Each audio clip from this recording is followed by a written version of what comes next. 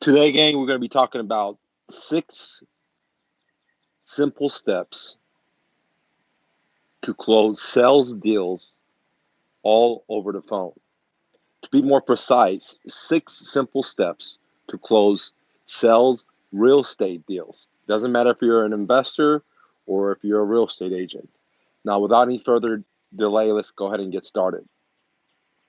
Now, what I'm going to share with you is my top secret sauce that I've been using since 2006 to buy real estate, and it has allowed me not to drive and go look at houses all over town.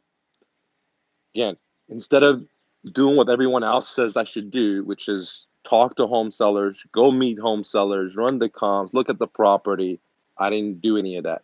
All I did is be on the phone and talk to motivated sellers right on the phone and give them offers that they accept. And then once I have the offer under contract, then I will go out there and do more due diligence and look at the property. Now, the difference of that is that it allows me and my students, for example, some of my students I had on my channel recently, every single one of these individuals was able to get a deal right over the phone. Okay. There's a lot of importance in that, but I want to show you the 6 secret recipes that allows me or you or anyone to be able to get real estate deals. It doesn't matter if you're an agent and you want to do listings, or if you're an investor, you want to buy a house at 60 cents on a dollar, or you're trying to do some type of seller financing where the seller becomes your bank. The power of just sitting in the comfort of your home or anywhere and being able to use these 6 simple steps to be able to get a deal. It's even really great if you want to do what's called virtual wholesaling, where you're in this state and you want to wholesale in another state, or you're in this city and you want to wholesale in a different city. So pay attention to the very, very end, because these 6 things you're not going to hear on the internet. So number one, the very most important thing, well, all these 6 things are very, very important. So they're not going to go in any kind of order. But start off with number one is your ability to listen. Now, this sounds totally contradictory, because many people think that they want to get a deal, they have to do a lot of talking. And it's totally opposite. If you want to be a real estate investor, or you want to be a real estate agent, and you want to buy a house at a deep discount or get seller financing, you need to gather a lot of information. And if you don't have listening skills, if you don't have open-ended questions to ask the seller to gather this kind of information, then guess what? It's not going to work for you. Um, Many students spend so much time and energy trying to know what to say versus how to listen and what to listen for and how to gather information. Because as a investor that buys houses at a deep discount or owner financing, my job is to provide, which is one of the points down the line, multiple solutions to the home seller. Okay. And without me gathering information, I'm not going to be able to offer the seller multiple solutions because I don't have enough information. So my first job is to have amazing listening skills, because I not only do I need that for multiple reasons down the line that we'll talk about, but more importantly, I need to gather as much information as possible so I can provide the seller with multiple solutions to help him create a win-win situation. And what happens is, when my students come to my profit sharing and they're talking to sellers, and they're recording themselves so we could audit it and help them out, I hear them just yapping, yapping, yapping away, and they don't even let the seller talk. Okay, so very first thing is, you need to have great, amazing listening skills, and you have great, amazing questions to ask the seller to get this information, because the more information you're able to gather, the more likely you are to save the seller's situation, and therefore you can create a win-win situation. Now, the second step, okay, which leads into step number one, to get real estate deals all over the phone, is your ability to know who your audience is. Okay, yeah, let me say that. Your ability to know who your audience is. And that's going to require multiple steps underneath it. For example, you need to have great, amazing filtering systems. Now, many students or even real estate agents or investors, pro or new, they don't even know who their audience is. They're just advertising to everyone, or anyone that calls them on the phone. They think, oh, holy moly, this is a deal, and they want to sell you the property or etc. But that's far from the truth. Knowing your audience means that you'll save a lot of time because you don't have to drive everywhere. That's why we're doing deals over the phone. It means that you're able to cut the conversation quickly. Therefore, you're not wasting so much time and energy talking to people that are not motivated, because you're not going to get a deal talking to people that are not motivated. The whole business is motivation. I'm the pawn shop of real estate. And so I got to know who my audience is, which therefore means I have to create advanced filtering systems. For example, in my Mr. Investor real estate business, I have my sellers jump through, they jump through 1, 2, 3 hoops before they could talk to me or any of my team members. So again, they have to jump through 3 hoops. Let me give you an example.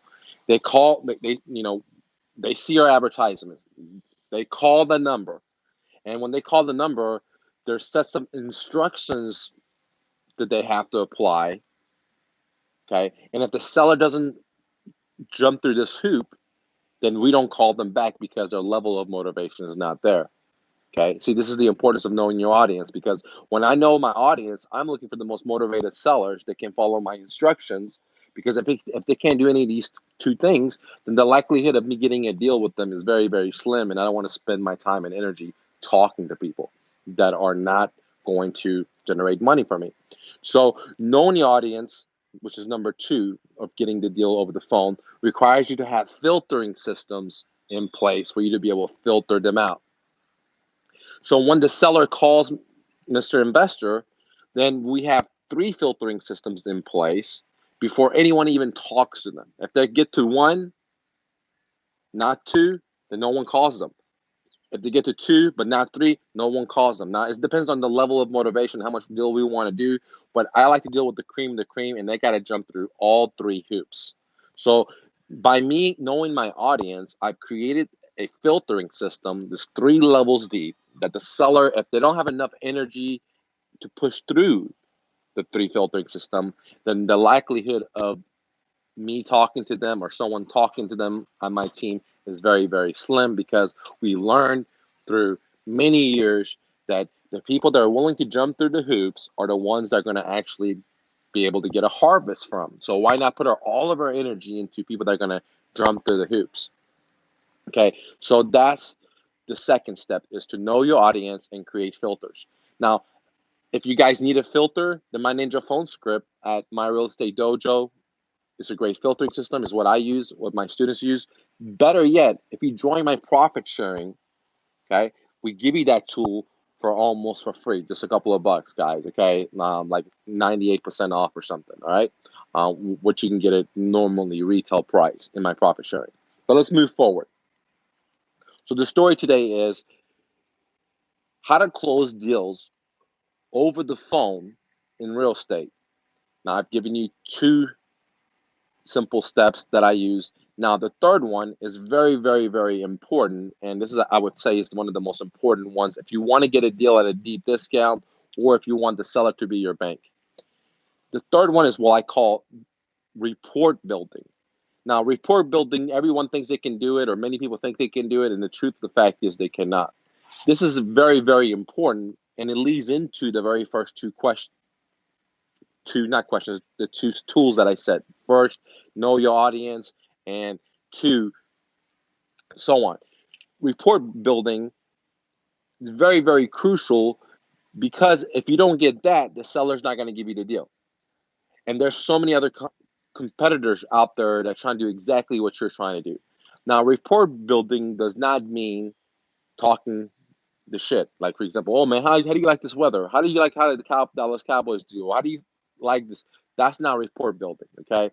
That's a small talk, what I call shooting the shit, right? That's not going to get you nowhere. Report building is going to require the seller to like you, right? for the seller to not have different sides of you, actually to be on your side, okay, and for the seller to be almost like your friend, okay, where he or she leaves the conversation and then thinks to himself like, hey, I like that guy. I have similarities with that guy. So one of the most important ways to build rapport, the simplest way, is to talk about things that are dear to the heart of the seller, not you. Again, talk about things that are dear to the heart of the seller, not you. For example, if you're talking to the phone with the seller and the seller starts talking about their kids graduating college, then I would talk about that idea, that topic, and go further. Well, what is the name of your kid, and what is their major? And then I have to have a story that's similar to what they're talking about. So, if, for example, if my sister just graduated college, and I say, "Hey, Mr. Seller, I understand that." I first talk about their situation, about how their kids graduating college, and then I say, "Look, I'm in the same boat. My sister just graduated college." Okay, so building rapport means to, from this side, you join together and you create a bond because they have something in similarity with you. Okay, for example, another example might be if I'm talking to a seller and the seller says, "Yeah, I just took my kids bicycling." I say, "Oh, great." See, I like to bicycle myself. So I said, "Oh, great. What kind of bikes do you guys have? What parks did you go? How many miles did you guys do? You do this all the time?" And I start talking about it because there's a reason why the seller brought that information up. So this is where I get off the subject and I talk about things that are dear to the seller's heart, but not what's dear to my heart. Okay. I'm not going to talk about how I like bodybuilding if the seller has no interest in bodybuilding. Okay. So to build rapport, to simplify it, there's two parts. You got to talk about what's dear to the seller's heart. That's number one. And number two, you got to have some kind of same similar situation or equation in your life that you can say, look, that same exact thing happened to me, Mr. Seller. Okay. And that's where you become, sorry, guys, that's where you guys become pals and buddies. Okay. On rapport building, because there's two things. You got to talk about what's dear to the seller, and then you have to have a situation in your life that's similar to the seller's, and you have to bring it up. Now, if you don't have a situation, if the seller says, look, I like to go mountain biking, and you never been on a bike, then it doesn't make sense to talk about that subject, because now you're just talking about them. You're going to ask a bunch of questions, but you're going to be an outsider. You don't want to be an outsider. Okay, so only talk about topics that's dear to the seller's heart, but at the same time you have an interest in it, because if you don't have an interest in it, then you're not going to become buddies. So that's very, very important. And that is why the very first two steps are very important, where you have listening and you know who your audience are, because I can't build rapport with everyone. Someone calls me, they want to just test the waters. I don't got time to build rapport with them. I don't even want to talk to them because I'm filtering them out. Okay. At step number two. Now, if they're my audience, then I have all the time in the world for them. But if they're not my audience, I'm not going to spend hours talking to them and waste my life energy, because they're not my audience. They're not my customers. Okay. And that's why it's so important to know your customers. Okay. If you guys and gals have any questions, leave a comment. I'll be happy to answer for you. Let me see. I think I got a question came in. David Lenneman. Hey, Mike, I'm going to get on your team. I'm just going through some medical problems right now. So please just bear with me. Thanks, David. Hopefully everything will get better on your side, brother, man. All right. Thanks for watching too.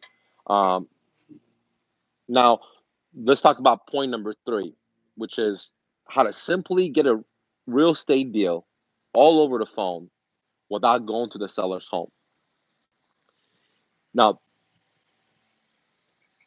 I think this is actually point four, if I'm not mistaken. Point four is very, very important, which is you have to build authority. Now, I'm not talking about the authority like Big Brother has because they have guns. I'm not talking about that kind of authority. I'm talking about authority through love and compassion, right? Through education. For example, when I talk to a seller, I spend a lot of time educating them on things that I'm not going to make any money out of, but it's going to help the seller. Okay. And so what that does is automatically builds rapport with the seller that I am the authority because I am giving them information. Okay. Uh, and that helps significantly with report building. Now, notice that I didn't say authority as in like a principal or teacher figure or the police or big brother. I'm not talking about that type of authority. I'm talking about authority as someone that's like a caregiver, as someone that's going to take care of you, okay? Someone that's trying to truly help you without their interest in mind. Now, that's difficult because in the world we live in, we want to just, it's capitalism. So you have to be able to overcome your own wants, put those away to help out that seller. And that's what I mean by authority. And when you have authority and when you have rapport building with the seller and you have a bond and you're doing a lot of listening and you know who your audience is, so you're not putting your time into the wrong people, then you have magic happen, man. Magic. Okay. Why? Well, that's where I could get houses at 60 cents on a dollar. That's where I could buy houses without paying wholesalers. That's why I'm able to buy houses with owner financing direct, where the bank becomes my lender. Okay. So having these things I just mentioned can add great value to your business. Now, I know I said there's six. I see my better half coming right now. So I'm going to call it a day right now. I also want a little bit longer. If you guys want to get all the information, the remaining three, then I highly recommend joining my profit sharing because in my profit sharing, we do live calls, we do recording calls, we do negotiation live with sellers. We answer all your questions. We meet once a week on Saturdays, and it's truly revolutionary because when you cash checks, it's when I cash checks. So my interests and your interests are totally lined up. It's not like anything else. And here's the great thing: you don't have to drive anywhere. You don't have to sit in traffic. There's no sales pitches at these meetings. Zero. There is none of this stuff. I use the newest technology and I show you how to log in from your computer. We meet face to face. You ask questions. There's a bunch of students. You can see them doing deals and them asking questions, which allows you to learn. Okay. So profit sharing at mrnofluff.com. Again, mrnofluff.com.